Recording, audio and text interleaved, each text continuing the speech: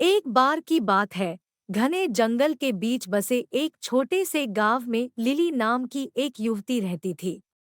वह अपनी दयालुता और छोटे बड़े सभी प्राणियों के प्रति अपने प्रेम के लिए जानी जाती थी। उसने अपना अधिकांश समय जंगल में भटकने, उसके रहस्यों को जानने और प्रकृति की सुंदरता को निहारने में बिताया। एक दिन जंगल में भटकते हुए लिली को एक घायल पक्षी जमीन पर पड़ा मिला। उसने सावधानी से उसे उठाया और वापस अपनी कुटिया में ले गई। उसने चिड़िया के घावों की मरहम पट्टी की और उसकी देखभाल कर उसे फिर से स्वस्थ कर दिया। दिन हफ्तों में बदल गए और पक्षी लिली की देखरेख में मजबूत और मजबूत होता गया। वह अपने दैनिक दिनचर्या के बारे में जाने के दौरान उसके कंधे पर बैठ जाती थी और वे एक दूसरे से बात करने में घंटों बिताते थे। एक दिन चिड़िया ने लिली से साफ और स्पष्ट आवाज में बात की। मेरी जान बचाने के लिए धन्यवाद, इसने कहा।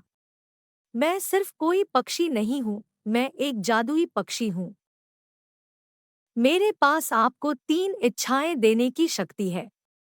उनका बुद्धिमानी से उपयोग करें, क्योंकि एक बार उनका उपयोग किया जाता है तो उन्हें वापस नहीं लाया जा सकता है। लिली चकित और प्रसन्न थी। उसने लंबे समय तक और कठिन सोचा कि उसे क्या चाहिए। अंत में उसने अपनी पहली इच्छा की। मैं अपने गांव के लिए भरपूर फसल की कामना करती हूँ, ताकि कोई भी भूखा न रहे।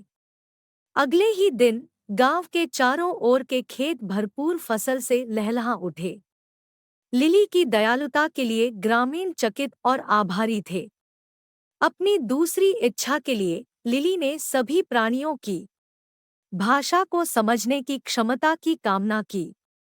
और ठीक उसी तरह वह पक्षियों की चहचहाहट, मधुमक्खियों की भनभनाहट और पत्तों की सरसराहट को समझ सकती थी। जहाँ तक उसकी तीसरी इच्छा का सवाल है, लिली ने बहुत देर तक सोचा कि वह क्या चाहती है। अंत में उसने अपनी इच्छा व्यक्त की, मैं हमेशा प्यार और खुशी से घिरी रहना चाहती हूँ। और ऐसा ही था।